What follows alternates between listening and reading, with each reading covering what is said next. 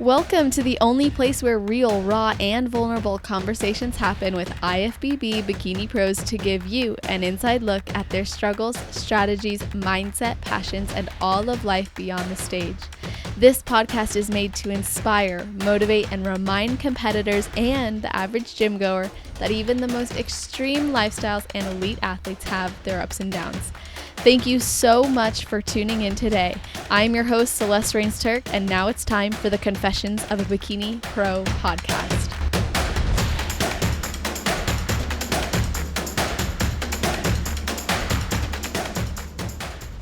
Today's video and audio guest is a true small town girl who grew up in a place that had more cows than people, which I think is awesome. And she found competing 5 years ago and began in the OCB before quickly realizing she wanted to compete in the NPC. With her goal of being one of the best, she hit the NPC stage in 2019, having a great start and ending her first season even with an overall win. She then went on to take an improvement season before competing in 3 shows in 2021, placing top 5 at nationals, and then hitting the national circuit again for 2 years straight until she won her pro card at her 5th national show, 2023 Junior Nats. And she teaches posing as well as online lifestyle coaching for clients while working a very intensive job. And we're going to hear a lot more what was happening behind the scenes leading into her pro card win, as well as just her journey in general. So I'm really looking forward to that. And I would like to welcome to the show, Kallie Travers. How are you doing? Hi, I'm fabulous. How are you? I'm awesome. Happy that you're here. And just given our little pre-recording combo, I know this is going to be awesome for people to get some insight from you. So I appreciate you being here. I am so excited. So it was funny because I was just talking to a friend of mine, and I was thinking about like when I first started competing and first found like the NPC and wanted to compete in the NPC, like I would spend so much time like listening to podcasts. When I first discovered your podcast, I would go through and listen to all of your podcasts. I'm like, oh my gosh, this is so cool. Like, how much can I learn? What can I take away? And I was like, oh, it'd be really cool one day maybe to be on this podcast myself. And here I am. Here you are. And Yeah. 2018 was the first year of Confessions of a Bikini Pro. So that means you've been listening for a very long time. And I appreciate Pretty that. much probably since like 2019. Yeah. That's so awesome. Well, I love to hear that. And yes, here you are. So before we get into everything, is there anything you do or think about right before your heel hits the stage? Absolutely. So I am a big music person, particularly EDM music. So right before I hit the stage, I'm typically backstage. Of course, we're pumping up, talking with coach, going over things of that nature. But I get into my music and I just jam it out. And normally every year, every few months, like I'll find my new it song. And this year, my it song, I just kind of keep replaying it backstage at my 2 national shows this year, Light Up the Sky. And so I'm just backstage and just listening, getting into the music, getting into the grind, and getting ready to, go on stage and do my thing. Yeah, that's so awesome. So you've had multiple maybe theme songs for each year, it sounds Yes. like.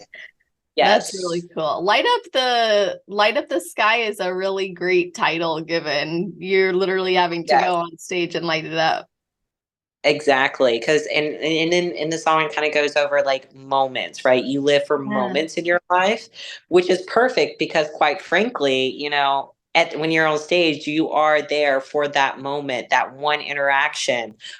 You and the judges, like this is your time to showcase all of your hard work and dedication for the last 6 months or years that it's taken you to accomplish that physique. Yeah, absolutely. And it's such a rewarding thing as well. Like that moment is so gratifying for competitors. And a lot of people don't see it that way because obviously, we're more excited about the process, but then we get to step on stage and it feels so good. And you have like maybe that moment where, yes, everything you wanted comes true. That happened for you this past year. So Yes. let's just talk about kind of that journey to going pro, because you've had a lot of different opportunities. You have worked a lot going into the show. So start with us, like maybe in this going pro season and what that looked like for you leading into this show. And then we'll kind of backtrack from there. Yes. So this prep pretty much lasted about 6 months, and bear with me. I have a cat that wants mommy's attention. Yes, I do apologize. So my prep lasted probably about 6 months this year, and I'm with Shane and excuse me. So cute. What's that cat's name? His name is Chocolate. Chocolate. All my cats have like dessert themed names. So Were you on the prep when dog, you got all of them? no. I have a sweet tooth, and of course I'm from a small town, southern town. So, baking is kind of something that I love, but I don't do. But, I now live vicariously through my baking through my animals. Um, so my prep lasted about 6 months, and the 6 months that we were in prep was probably some of the most challenging times, I would say, in my entire life, potentially my entire career. So I work full time. I work about 50 to 60 hours a week, traditionally with my last company. And during that time, there was weeks that I was even pushing past the 60. Mind you, at the end of my prep, I was doing an hour plus cardio, very little carbs, all while working these extreme amount of hours. And there was a point where I had to sit down with my direct supervisor and say, hey, this is too much for me. We need to draw this back, because I felt at times I would get so stressed out that I would go and binge things that were off of my meal plan. And coach and I, that happened a couple of times where I allowed that stress to kind of get to me. We had a couple of shows, or regional shows planned out before the first national show this year. But because of those binging episodes and the stress that led to that binging, we weren't able to accomplish our first original goal with those regional shows. So we had to jump right into a national stage.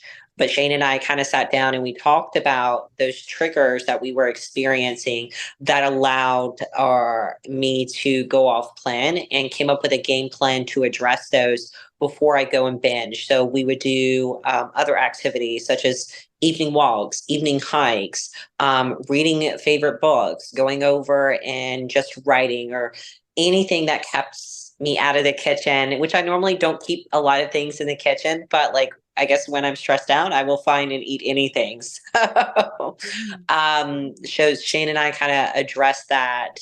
And then, I had to make changes at work as well, and have those honest conversations where I'm like, hey, we can't be pushing 70 hours here, while trying to maintain a somewhat personal life as well. Yeah. So what was their response to that? Well, luckily, I'm very picky about who I work for. So luckily, like, the response was really great, and they understood where I was coming from.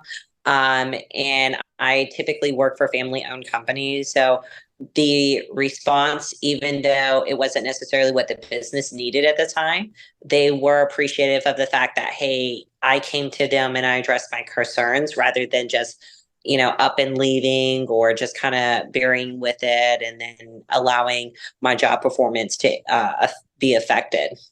Yeah, absolutely. Well, I appreciate you sharing some of the struggles you faced even with food, because that's the work that I do, and helping people with that. And a lot of people don't think that pros struggle with it, or that they can earn their pro card having struggled with it.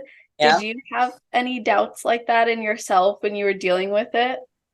absolutely. And so again, I shared how we had planned on doing regional shows before a national show. And we had to get over an hour of cardio because of those issues that I faced. And Shane came to me and he goes, Kallie, you can't do this show. You're not going to be ready in time. And well, I'm a little hard-headed. I was like, no, I want to do this show. He goes, you're not going to make it. We're going to have to push incredibly harder because of the binges that we had. And I said, well, Shane, I guess we're going to have to push because Mhm. I'm not doing this show. And so, but the entire time, like that was in the back of my mind. Like, if I lose my pro card this year, it's my fault Mm. because of XYZ, because I allowed my brain to be weak. I allowed those moments to overcome what I knew what I was supposed to do.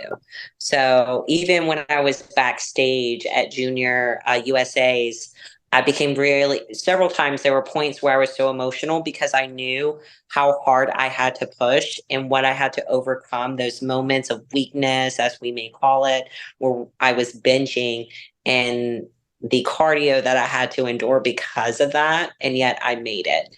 And so I remember being backstage and lined up for the overall in the pro card at Junior USA's and like almost like on the verge of just breaking down crying backstage because I knew, hey, like I had to put everything I had to even be back here. So that was that was definitely top of my mind the entire time. How did that change going into the show where you did win your pro card? Like, did you continue to experience that, or were those coping skills helpful enough? They were definitely helpful. I would say we about 10 weeks into Junior USA's, those coping skills really came in and kind of just no more issues. But even into Junior Nats, I would say like that was still something that was top of my mind because I knew that, I had this timeline in my head. I was like, I want to win my pro card this year. I want to accomplish this year. And I knew I was like, okay, well, if you don't win it, Kallie, like, it's you could have been so much further along had you not binged just a few weeks or binge even 8 weeks ago. And so it even at Junior Nats, like I was feeling guilty about it. And backstage, I was actually Googling hotels and everything. I think Universe is right after it. Uh-huh. I was prepared to go to Universe because in my mind, I was still feeling so guilty about the fact that, hey, 8, 10 weeks ago, I was sitting here binging and now I'm sitting here, taking in maybe first, maybe second. Like either way, it's my fault if I'm not first. You know what I'm saying? So like I still felt completely guilty of it. And even though at that point at Junior Nats, I mean, it happened like 12 weeks, but it was still like fresh in my mind. Yeah, definitely makes sense. So you were motivated knowing how much you had to overcome. You didn't want to have to necessarily go through that again, but it still lingered in the back of your mind of like, I could have sabotaged the success that I really wanted for myself Yeah. this year. What Yes. was it about getting your pro card this year? Like, why was that the timeline for yourself? So, I'm married and children were something that we are considering. And so, that timeline for us, it's close. And so I knew that, you know, I can't keep prolonging that. And I wanted to be a pro card before I even considered being a mom. And so that was why that pro card this year was so important to me. And now, we're sitting back and looking at hormones, looking at everything like, okay, do we maybe want to wait one more year? Do we want to try now? And so now I feel like I've accomplished my personal goal and I would be ready to accomplish another goal after that. But you can't exactly accomplish a pro card while being pregnant, which I think there's some women that have stepped off winning their pro cards. I forget who it was. There was someone that was Ingrid. pregnant and won her pro card. It was Ingrid Yes. Romero. Um, Yeah. yes, yes. And so, that was something that is on the top of or has been on top of my mind is being able to actually have children. When that will occur, we're still not 100% sure, but it's now more of an option for us. That's so exciting. So this sounds like something you guys had talked about for a while. And so you kind of had your familial timeline and you had your personal timeline. And now the two have aligned for you, which is really great. When you felt that being threatened, like, what if I don't get my pro card this year? what was going through your head as far as like the family goals go? Like, did you feel that was threatened as well? So this is gonna sound really weird, potentially. But when I was at Junior USA's and I saw my coach, and this was only my first year with Shane. Hmm. And I had seen Shane backstage with his other athletes at previous national stages. But when I saw Shane's look in his face and him talking about my overall physique, those doubts went away. Hmm. I saw his determination. And his determination when it comes to his athletes is much like me. Like when I set my mind to something, like I will do an hour plus cardio a day. I will work my 60, 70 hours a week. When I have a goal, I want to accomplish it. And so that kind of was eliminated at Junior USA's for me. I was like, okay, it's not a matter of if, it's a matter of when. And so up until that point, sure, that was something that was in the back of my mind. But the moment I sat down and with Shane in person, it completely went away. I had 100% faith in what he had created, helped me create. Because he was really confirming, like he saw you now as like the pro version of Yeah. yourself. Yes. The look, the everything, and just the way he carried himself, the confidence, all of it. It was okay. Not if, but when. It's a matter of time. And that's why like in between like junior USA's and junior Nats, like we had no adherence issues, no nothing, because I knew I was just moments away. And Yeah. on stage at junior USA's, well, backstage I was emotional. I've already shared that. And then on stage I even got emotional because I knew I was like, okay, this this is it. Like the last 5 years of competing has led up to this one goal that is just at my fingertips. Mm. Yeah, your 5 years were really interesting too, because you started on like this high and then you went to Junior Nats in 2022. And I believe it was that year you placed 13th. So then to come Yes. back and eventually win your pro card, like what was happening between your first national show to your fifth and final national show that maybe changed within you, whether that was some of the mental things you've already shared or that you had to do physically, because you transformed a ton like over the years. I went on NPC News Online. I was like, who is this? I was like, this is That was a lot, yes. So I'm stubborn. Mhm. Yes. And so I was with a previous coach, Ryan, who's absolutely amazing. And like me and him still talk. So like me and him were still friends. And even before I won my pro card, like he messaged me, he goes, "You're about to be a pro." I'm like, we'll see. But like I was with him and I kept hearing between all my national stages, every time I stepped off stage, conditioning, conditioning, conditioning. Hmm. That was always my feedback. I might have once gotten a little bit bigger shoulders, a little bit more muscle here, but nothing crazy, right? Like the proportions are there, the suit's great, the hair, makeup, everything's perfect. You need more conditioning. And so I think it was about the third time, or what, let's see, one, two, three, yes, third national show.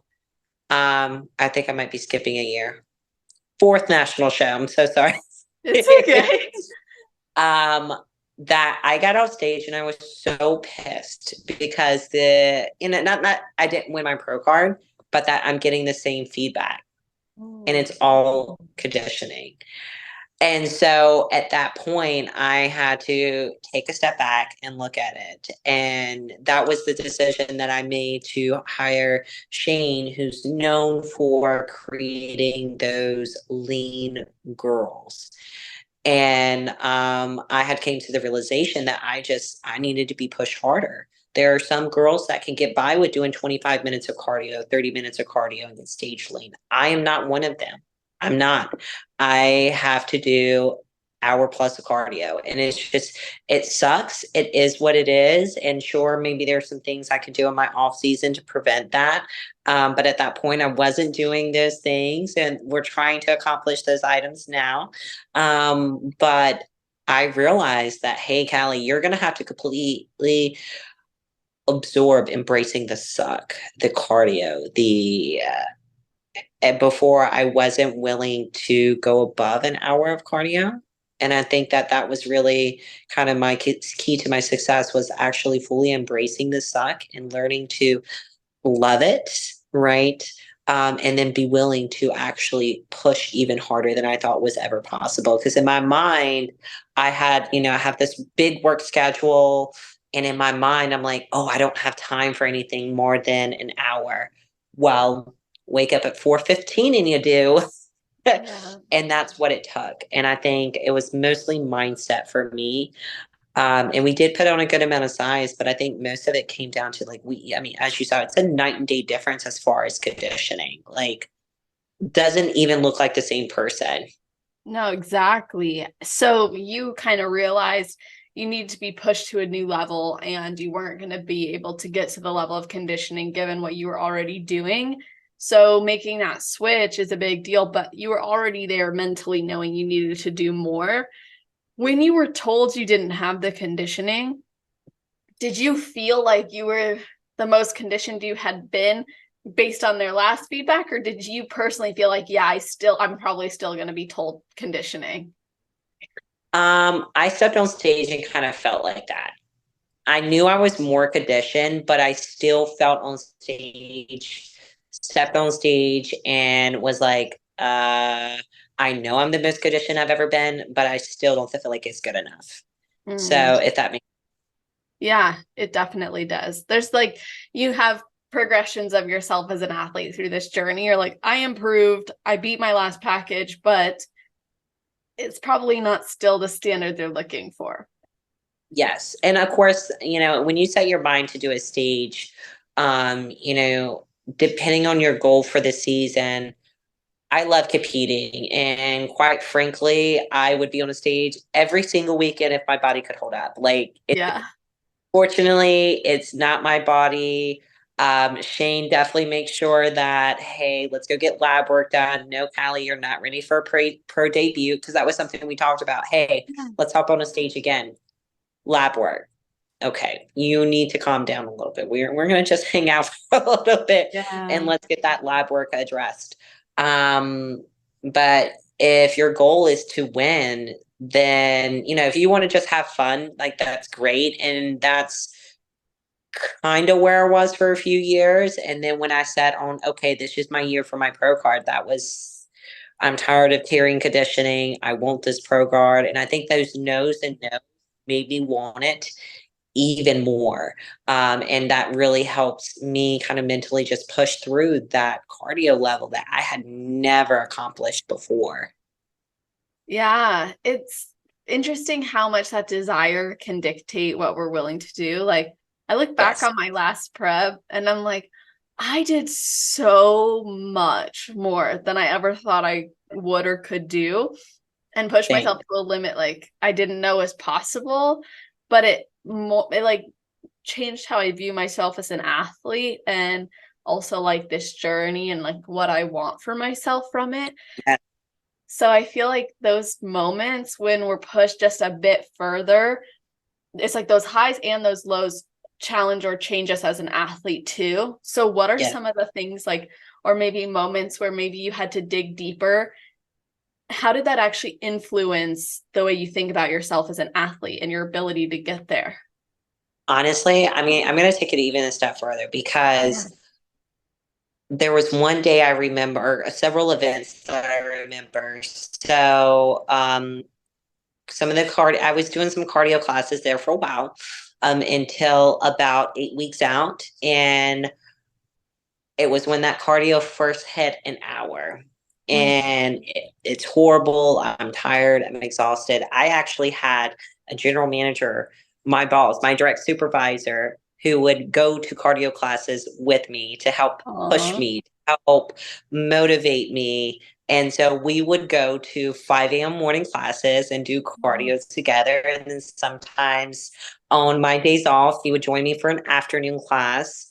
And then, so that obviously affects you as an athlete, where you're pushing past that, where you now kind of feel like, okay, I'm invincible. I can do anything.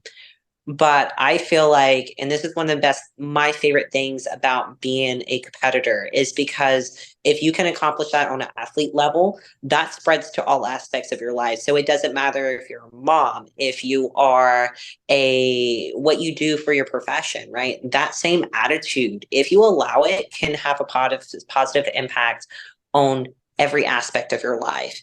Because again, if you can accomplish, and I have one of my best friends who's also an IFBB Pro that also works 50 hours a week and is a single mom of 2 kids. By the way, they're teenagers. Wow. So anyone that's a parent knows how challenging that can be. And she accomplished her pro card and was able to manage her career and her children's lives, and still had time for family. So for me, I feel like that mindset, that ability to know that you can accomplish anything that you set your mind to, it's more than just an athlete aspect. It's every day, in and out, professional work, a relationship. It's everything. And I think I often tell people, even if you only want to do one show just to see how it's going to change your life. Because I would not be the woman I am today if I had not found competing. Like, I don't even think I could do my job if I had never stepped on stage. Like, Wow. that's how much I feel like competing changed my life. And especially within the last year, I probably wouldn't have accepted my new job position if it wasn't for me kind of embracing that suck and having to overcome so many obstacles to step on that stage. And now here I am, taking on and basically rebuilding an entire store Yeah. and an entire sales team. So Yes.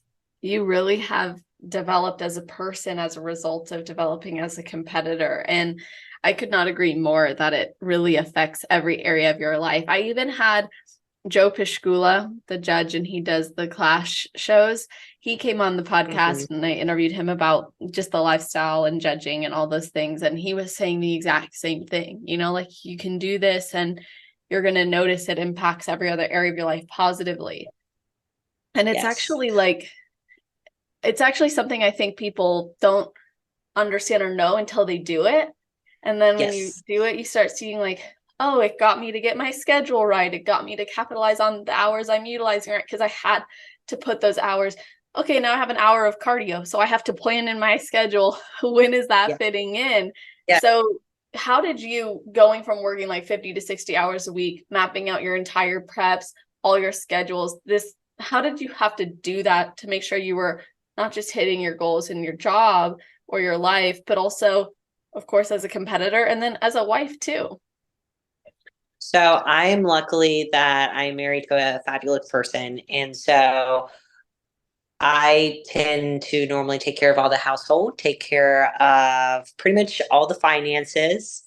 But during that time when we are deep in prep and we're doing that hour and plus cardio, it's communication. It's just simply, hey, I need help with XYZ. Can you pick up a little slack here and there? Can you wash the dishes? Can you clean the bathroom for me? I need to go and take care of this posing client, or I need to go and travel to this gym and see so and so, or do so and it's the communication part. So honestly, if it wasn't for that, it would have been a lot harder.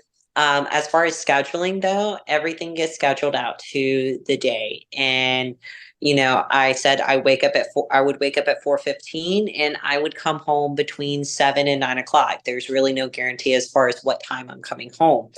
But my goal was always, hey, I need to take care of everything I need to do for the day for my competition in the morning. And so that's meal prepping.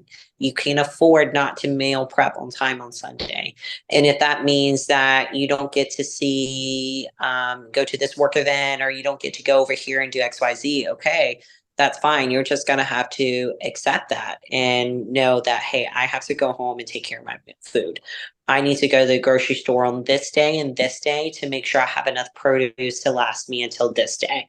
And so it takes so much level of planning, because you're planning like grocery trips like 2-3 weeks out sometimes. If you're planning on maybe doing a photo shoot around her, or maybe I go up to the shop gym once a week or twice a week and use their posing room and pose with Skylar sometimes. Like, if I want to do that, then I have to make sure that I'm getting everything over here accomplished. And so you really do become a micromanager, like, of your own time, to make sure you're accomplishing everything in that timely manner. Absolutely. You really have to be. And I really appreciate how you said you have to set, you're essentially saying you have to set boundaries. Like, there's certain things you're not going to be able to do when you've decided, okay, I need to put my time into this. Like, if I know every Sunday at 2, like, my meal prep should be done, but I get an opportunity to do something that Sunday morning, like, unless I can find another place to put that meal prep in, it's just not even feasible. And that's a hard pill to swallow sometimes, but you do have to get to that point where you accept it, because you are choosing this lifestyle. And so working it in with everything else is important. And then going back to your point about communication as well, communicating with your husband what your needs are, where you could use support, and having him be there to help you with that as well is really key. Now, let's talk about your peak week, though, because this was when you started to make a few big life decisions too. So what was going on peak week, and how has that influenced you since? So, peak week. So let's first talk Junior USAs. I went into Junior USAs and I realized, I remember telling Shane backstage, hey, I might be quitting my job. And he goes, what? Because that's, our sport is expensive. We don't have, most of us, we won't ever make money from our sport enough to pay all of our bills. We might get lucky and have a sponsor to help with certain expenses, right? But most of us, we do work, right? Yeah. And so sure enough, there were some changes that were going on. There were some changes within the company that I said, you know what, I think it might be time for me to find a new employer. And so after Junior USA's, I ended up putting in a 2 weeks notice without having a job lined up. And luckily, I kind of already explained, I have a great support staff. So I knew that I could make that decision and still meet my goals as far as competing. And so the week before going into peak week, I had put in my 2 weeks notice. I had no job technically. And I had called a couple people. And next thing I know, I have 5 interviews with 5 job offers from 5 different companies. And by the way, you're stepping on stage in 7 days. Yeah. And now you're thinking about all these different companies and the offers you've got. Yes, well, it was crazy because I remember being backstage and like I had all the offers and I pretty much knew which route I wanted to go. And of course, when you're considering new employment, you need to look at all the factors. We're looking at numbers, we're looking at data, we're looking at growth opportunities. And of course, you want to make sure that whoever you're working with or aligning with believes the same core values that you believe in. And so I kind of knew when I was back, or even backstage at Junior Nats, I was like, which company I wanted to work with. And I had turned a few of them down and had basically like 3 where I'm like, one of these 3s are going to be the win here. Now, I knew which one I really, really wanted, but it just had to make sense for me from a financial standpoint. And so we were just kind of waiting to see all those numbers played out. So backstage, I was on the phone there for a little bit with one of my closest friends. And I was kind of going over like some of the job offers. And I'm like, backstage, like technically I'm unemployed right here, guys, and I don't know when I'm going to be employed. I know I'm going to, but I don't know the date, and I don't know exactly which company. By the way, some of those jobs also had me relocating. Oh, Um, wow. yes, so it was absolutely crazy. And I do believe in God, and I believe that everything happens for a reason. So within a 2 week time frame, I got a new job. I got my pro card. And it's just I felt like God was just opening the skies and pouring blessings upon me. Because had you ever told me like 5 years ago that all that would have happened altogether, like, girl, you are crazy. And sure enough, I got the job that I wanted, and I got my pro card all within a couple of days of each other, really. So awesome. So it was absolutely mind blowing. And I remember at one point just like sitting backstage, and I had hung up with being on the phone with one of my friends. And like I'm just like giddy because I'm like, I think the numbers are gonna work out. Like I knew I had the job. It's just a matter if you want it, right? I'm like, I Yeah. think this is gonna work out. I think this is it. I think this is official. And of course, now you got to get your head back in the game. Like, stop thinking about, where you're going to be in like 3 weeks, and get your head on your stage. And that's when the headphones went on and Light the Sky came on. It was absolutely amazing. Like it was the weirdest feeling in the world because there's just so much going on all at once. That's the interesting thing to me. Like a lot of times most people will focus on like the one thing, right? Well, this is one big change. That's all I can focus on. But I think when you compete or you have other demands, whether it's competing or not, but usually, like, I'm just going to speak to competitors here. We're used to Yeah. juggling so many things at once. Like, this will be my next year, will be my first year doing a prep while not in school of some sort. So I'm like, I don't even know what that version of me as an athlete is like. I'm like, Right. I'm used to juggling all the things. So, Yeah. thinking about you backstage and in that moment, you're on the phone with your friend getting the support, and then you're looking over your offers, then, they're lining people up. Most of the times, like, other people hear that who don't compete, and even those who do, it's like, that's a lot. It is a lot. And kudos to Yeah. you for being able to manage it, because others would have maybe checked out, I think, in that moment. Like, you know what? The stage is always going to be there. I need to just decide on my job. I'm not going to. Mm. But you had your heart set on all these changes. There were things that happened that made you need to walk away from the other job to pursue something different. You ultimately got exactly what you wanted.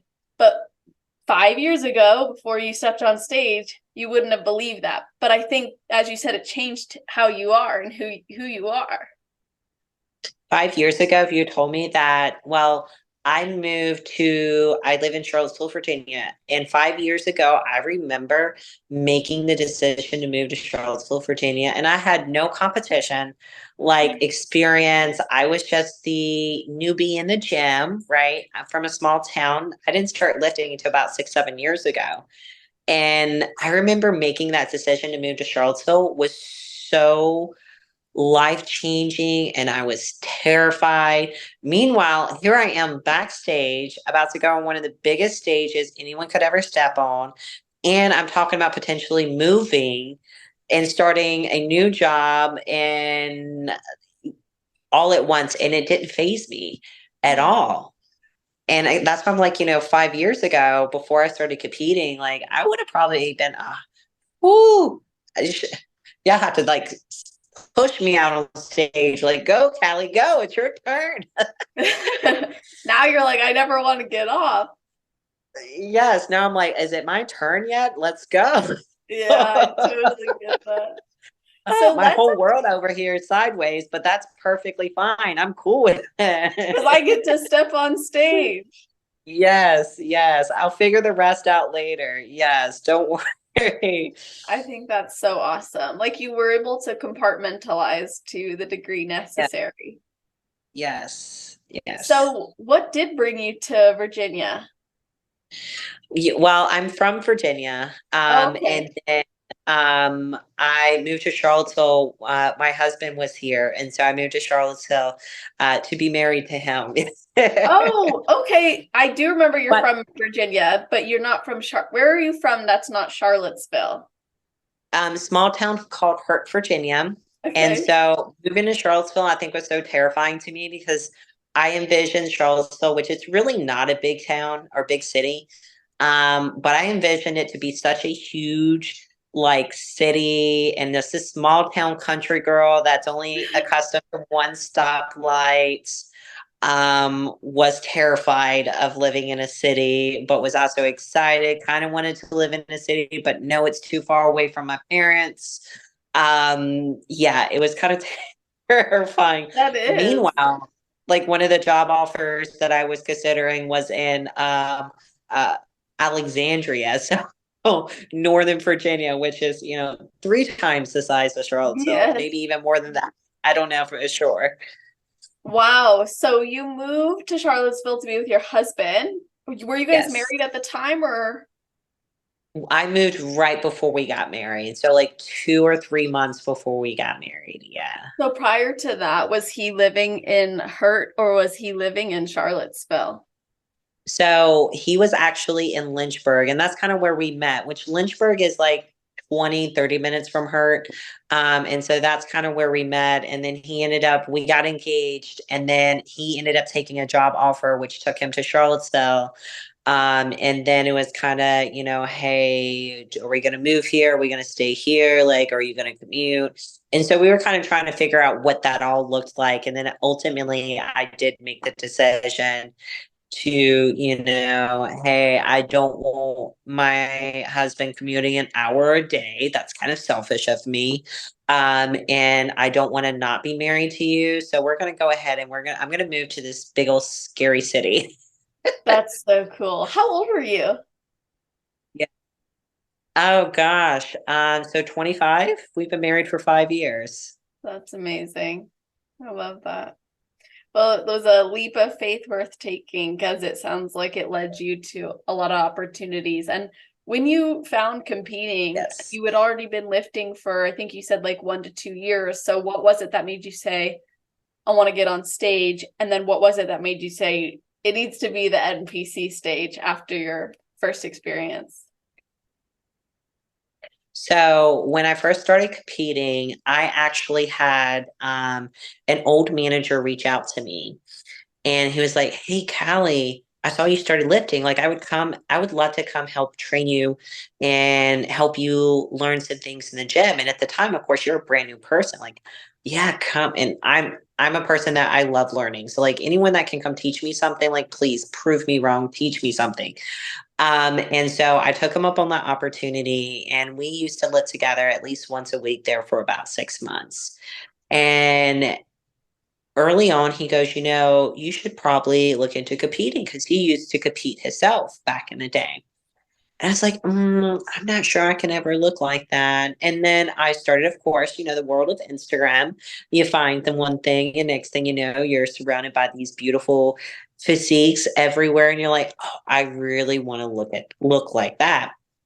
And so when I met my husband, like that was kind of a goal of mine, but I didn't really know what that process even looked like. I didn't know what a competition prep even really was or anything of that nature. And so finally, my husband goes to me, he goes, "Why don't you just hire a coach?" I go, "What?"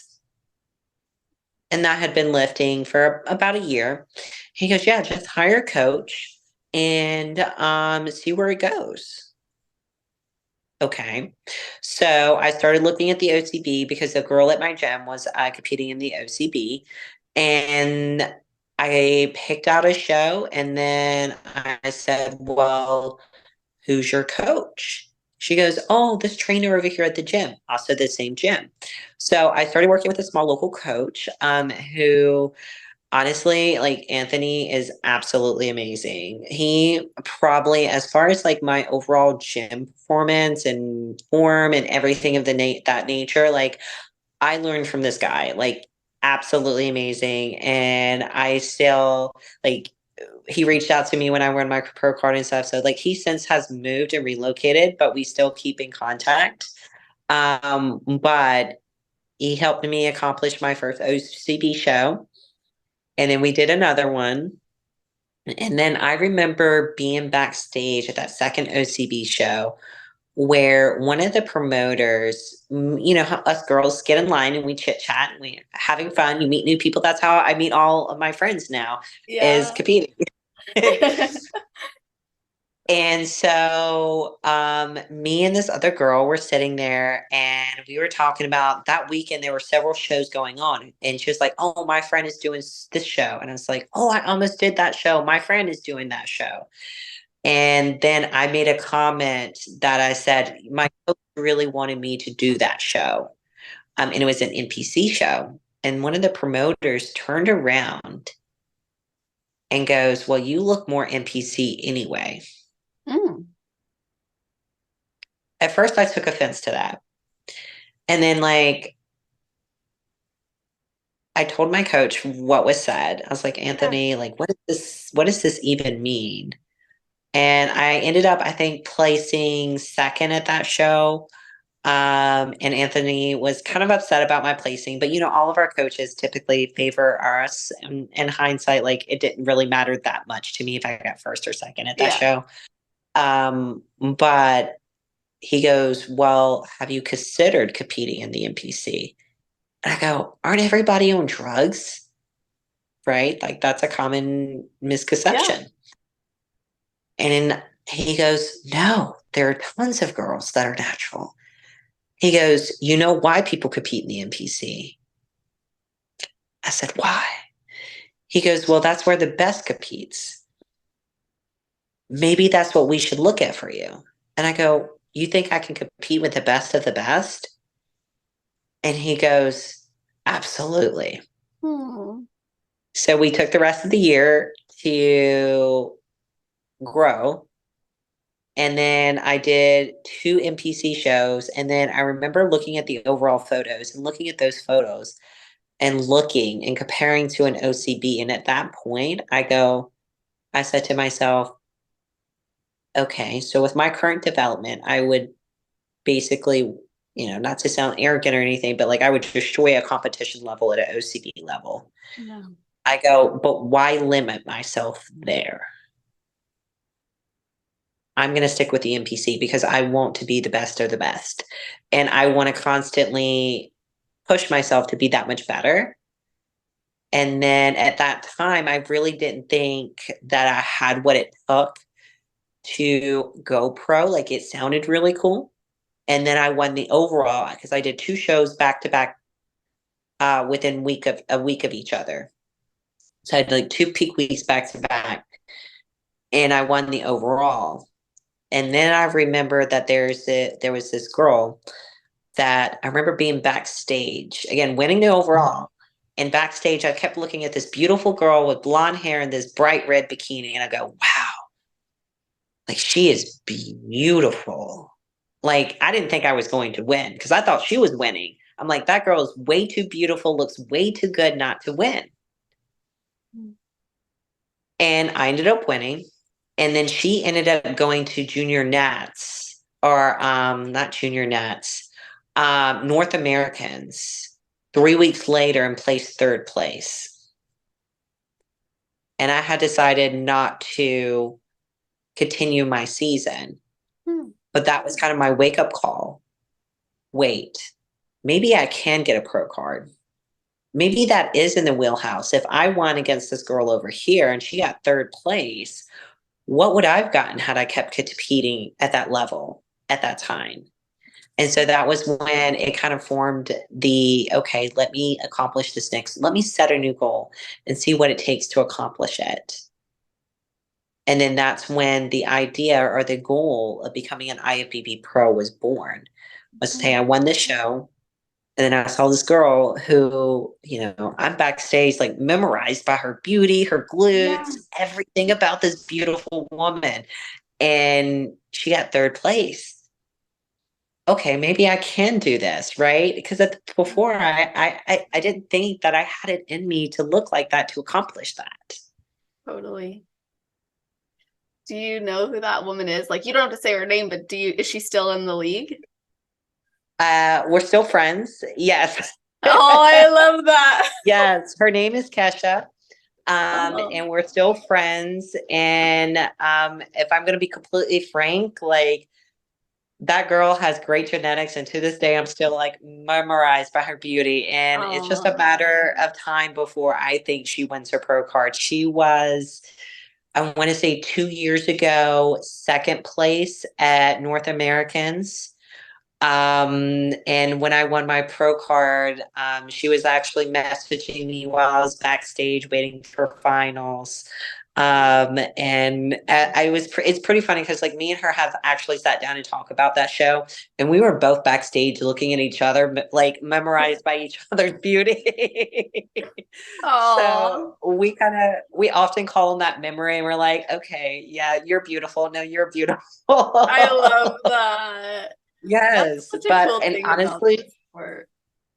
I was about to say the same thing. Is the coolest thing about the sport is like you get to meet such amazing people, and I say that I have friends that most of my friends don't live in the same state as me anymore, Yeah, and for it's because real. I meet them through competing, and I get to meet such amazing women and help such amazing women across the United States. And it's honestly the best thing, one of the best things about competing outside of, that mindset development spreading across all aspects of your life. Absolutely. It's really like this sport brings us so much relatability among each other. And it's a Mhm. really small community. But, when you're on Instagram or you're at shows, it feels big because it's everything, it's Yes. like you're focused on that. It's Yeah. what you see.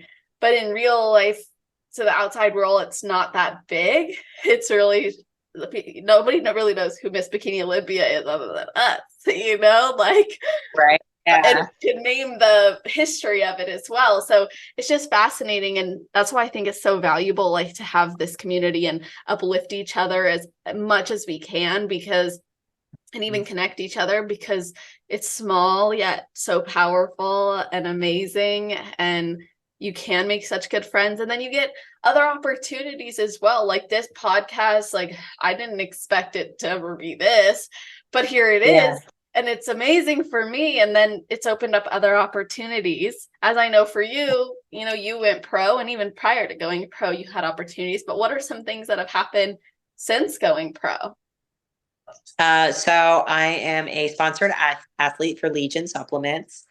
I get to work with my favorite for the last 3 years bikini company, Toxic Angels, who are absolutely amazing. I get to work with Violate the Dress Code as well. So I fell in love with Violate the Dress Code probably about 3 years ago, and I am now proud to say that that's pretty much all I wear. Oh, I love that. Yes. And so I get to meet, not only do you get to meet the company itself and the products, but you also get to meet the people behind them. And for example, like Violate the Dress Code, I won my pro card, and like they sent me one of their new leggings and with Aw. a handwritten card. And so getting to work with such great companies like that, where they truly care about their customer clientele base and wants to see us succeed. It's quite frankly refreshing in today's day and age. We're more than just a number, right? We are actually people, and to have companies and to have an organization like the IFBB or the MPC, where quite frankly, they take great pride in all of us being on their stages, and they're interested in our overall development. Like it's absolutely amazing. So those are a couple of things. And since then, I've had a couple of girls also like join on with me with lifestyle and for posing. I've got a really cool message from one of my girlfriends the other day, which somehow all my posing clients and clients end up being my girlfriends. I don't understand how this math works, right? But she was going through some relationship issues a while back, and she messaged me and was like, Hallie, like, I feel more confident than I ever have. And like, she saw that confidence from where and she hasn't stepped on stage yet. She saw this confidence start spreading to all aspects of her life. And I'm like, oh, just you wait, girl, wait, because you are going to see that continue to spread. And I can't wait to witness it firsthand. I'm telling you, I'm like a little kid in a candy shop just thinking about it. What inspired you to start coaching posing? Well, posing was something that was a weak point for me to begin with. And I started practicing. You know how you hear some girls say, like, I practice every single day. Mhm. And then you're like, wait, every single day? No, literally every single day. And I just become infatuated with, coming up with different movements, coming up with different steps, and just perfecting the entire posing routine. And I had a couple friends that reached out, hey, would you help me? And the next thing I know, I made it into a business. And I love every aspect of it. So if you can make something that you truly love to do into a business, just like you're doing, right? Why not do it? When I get in front of a girl and we're going through posing, whether it's a first time client or, a seasoned veteran, and you see the excitement in their face light up because, oh, I never even thought about, and it could be a little change that we're making, whether it's a foot position or maybe some hands position, rotation of the hand, and you see their face light up and they're like, that's my shoulder. I'm like, yeah, girl. And it's some of the best enjoyment I ever have had in my life. It's just watching those Oh, little changes. that's so cool. I think it's really an empowering thing. Posing is like we get to see ourselves in a different way or accomplish something we didn't think we could, like move in a way we've never moved. And having a coach that's helpful and supportive and like a hype girl as well is so Yeah, helpful. I love it. I've got girls that will send me, and I tell all my girls to do the same thing. Especially if you're not accustomed to like posing on a daily, like if this is a first time client, I'm like, I'm telling you, confidence is key on stage. The more confident you are in your routine, the more confident you're going to be displaying that confidence on stage. And so I will tell my girls, like, in between your sets at the gym, like, pose. Well, Yeah. we're in the middle of the gym. I know. If you're nervous about posing in the middle of the gym, and eventually you're not going to be, imagine how much more comfortable you are going to be standing on stage in front of everyone Yeah. in heels and a bikini. Oh, yeah. And so I will sometimes get like, I love it when they send me like screenshots or they'll tag me in their stories and like, oh, look at I accomplished this, or it literally is like one of the highlights of my days. That's so cool. And like anytime you're in a service-based like position like that, coaching, mentoring, counseling, whatever it might be, you really do feel so much excitement for people when they win because their wins become your wins in the sense of like you knew where they started and now you get to Yes. see who they're becoming because they faced it or they overcame it. And you wrote something in your form that's the form that the people who don't know what I'm referring to when I say form, I send the girls a form before they come on the podcast to fill out so I can, have some insight into different things. But anyway, you had said in your form that you, before you're coaching people or for yourself even, you want to feel like you're walking into a room like your name is on the building. And that stood Yes. out to me. So can you expand on this mentality a bit more and like where that came from and maybe how that's influenced not just on stage, but off stage as well? Absolutely. In fact, this for me, like the philosophy of walking to a room like you own it actually came from a mentor of mine. And so I work in a male dominated industry, and that means I have to be stronger than any other people in my position, right? Not because I work for bad companies or anything. It's just, that's unfortunately or fortunately, depending on how you choose to look at it, it's you have to be that much stronger. You have to be willing to work that much harder sometimes. And so when it comes to your posing or into pretty much anything that you're doing in your life, taking full ownership and knowing who you are as a person and embracing that. And when I step on stage, I like my girls to kind of have that mentality of, I'm here, now watch. Act like you step on stage, like you already won.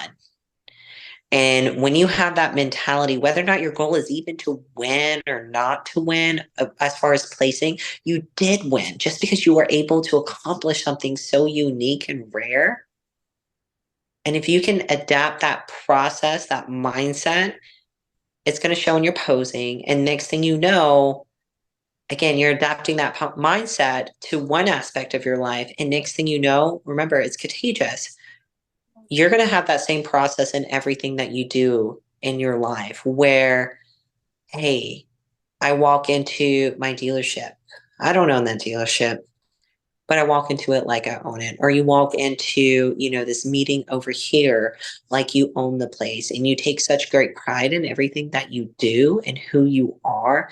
And it completely transforms the way people look at you. A really good mentor of mine told me that. And she had been a beauty pageant contestant for years. She was a hairstylist for years, and same thing. When she would meet a new client, they would come in and instead of being, kind of meek, no girl, come here, let me help you, let's transform. And when she was able to shift that mindset where like she owns that, like her life just 360. And so I kind of stole that from her and I applied that same mindset to everything in my life. And I try to, each girl that I work with, I try to kind of get them to accomplish that as well. And I remember one girl has stood out to me. She did her first competition at age 50. And at age 50, she was going through a divorce. Wow. And she was kind of, she didn't necessarily say it verbally, but you could tell in her body language, like she was processing a lot. Like she was in the middle of getting a divorce while going through a contest prep, and she wanted to do it for her. And she later came to me and told me, like, because I told her that, it's like, I need you to walk on that stage like you already won and like you own it. And you could say, that the divorce, I mean, if you've been married for 30 years and you find out, some very disturbing things after 30 years of marriage, how that could mess with a woman's mindset. Yeah. But she was able to accomplish that stage and truly embrace, own your, walk into every room like you own it. And she said that with all the challenges that she was facing in her personal life, aside from the prep, like that right there, every time she goes and she starts to feel down about anything that she's dealing with, that little piece would come up in her head and it would completely 360 whatever she was about to do. That's amazing. Yes. It's pretty powerful what we tell ourselves and how we carry ourselves, like the impact that has on our view of ourselves, and the opposite being true, like our view of ourselves impacting the way we carry ourselves. So being able to empower other women with a message that supported you so much and see it then support them, and it's like the proof's in the pudding, right? So Yeah.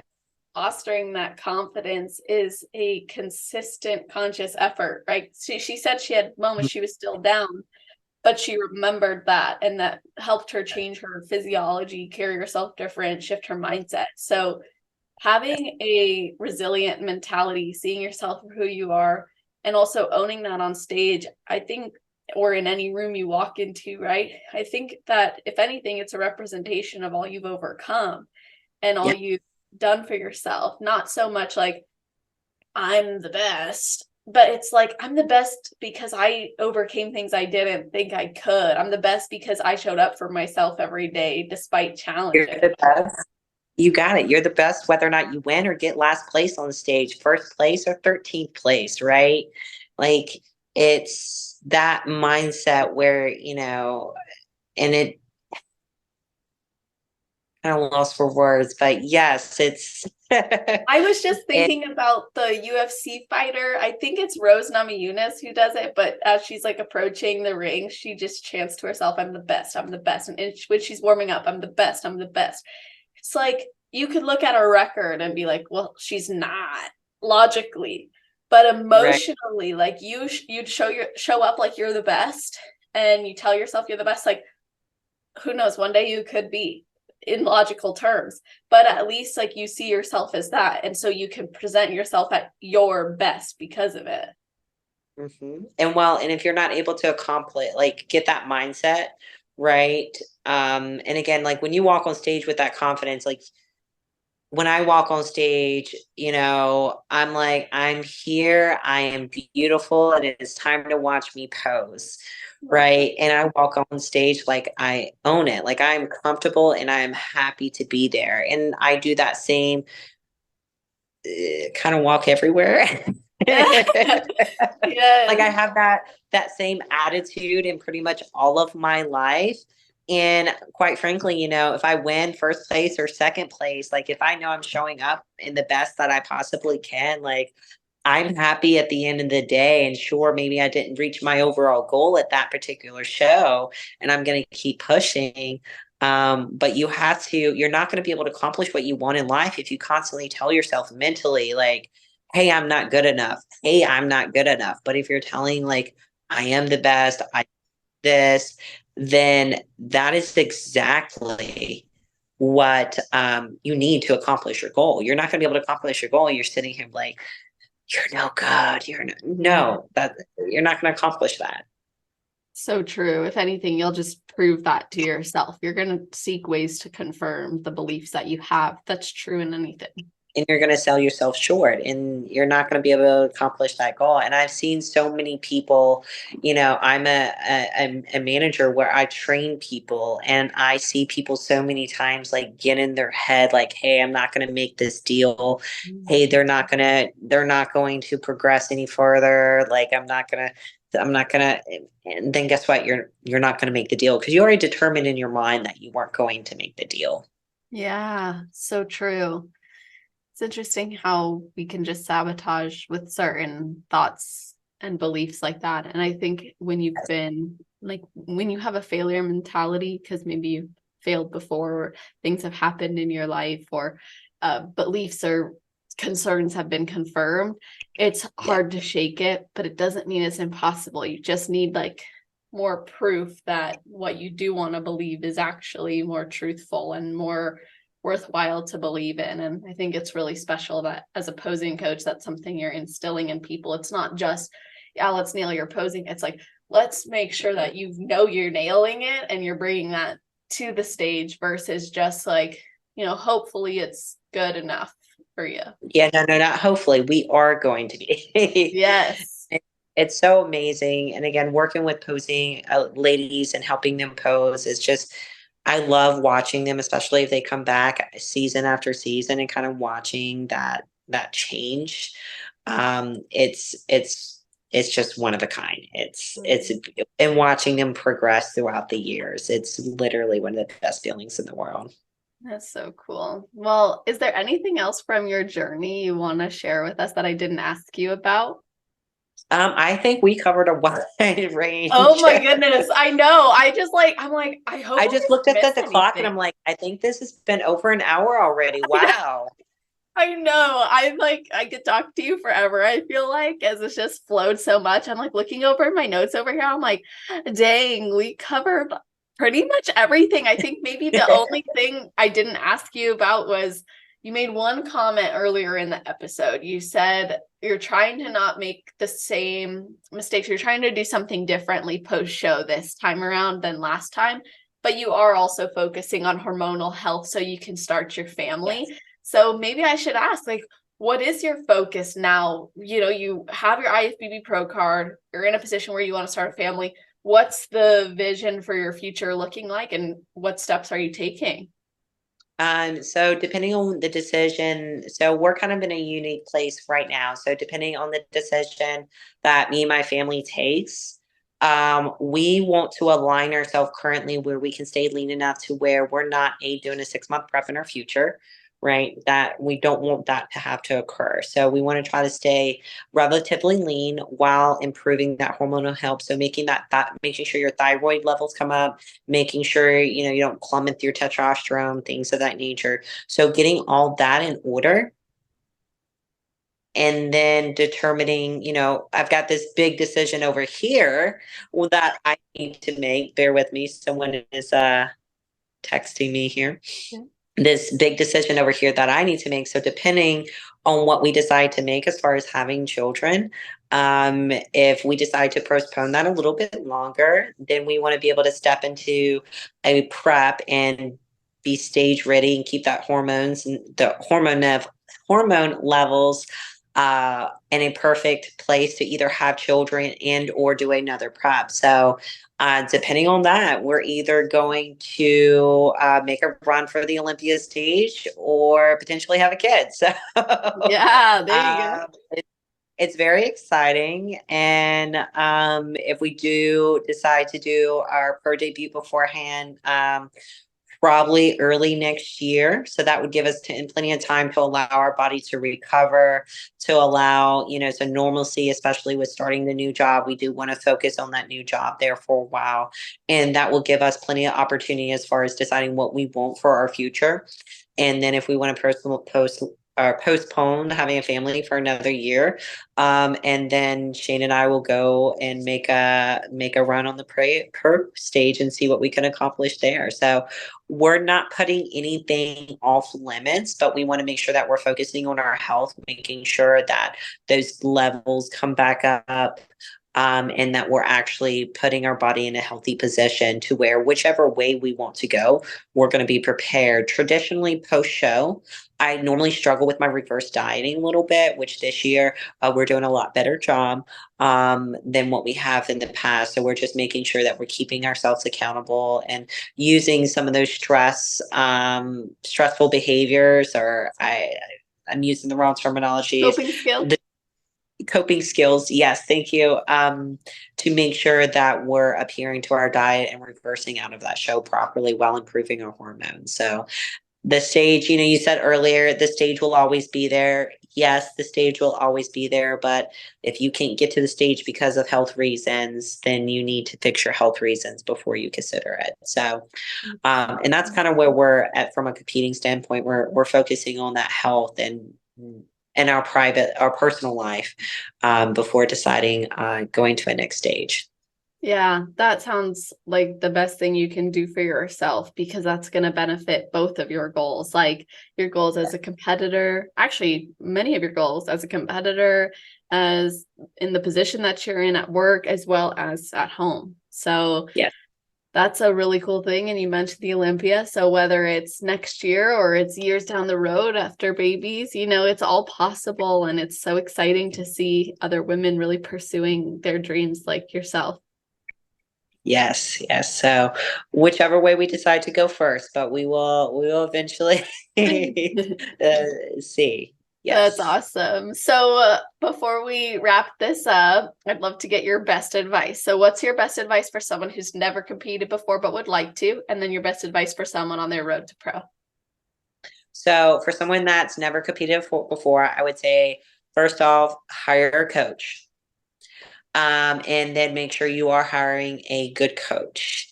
And that's a whole different topic we probably spend about another hour on. But make sure you're hiring someone that's going to take care of you, not just from a money standpoint, but an overall mental and physical standpoint. And if you have a coach that wants to put you in a prep and doesn't want to do a blood work, I would recommend you run. That same advice also will apply to someone that wants to be an IFBB pro. Make sure you're doing the blood work, because you're not going to get there if you're not 100% healthy. And then on top of that, be patient.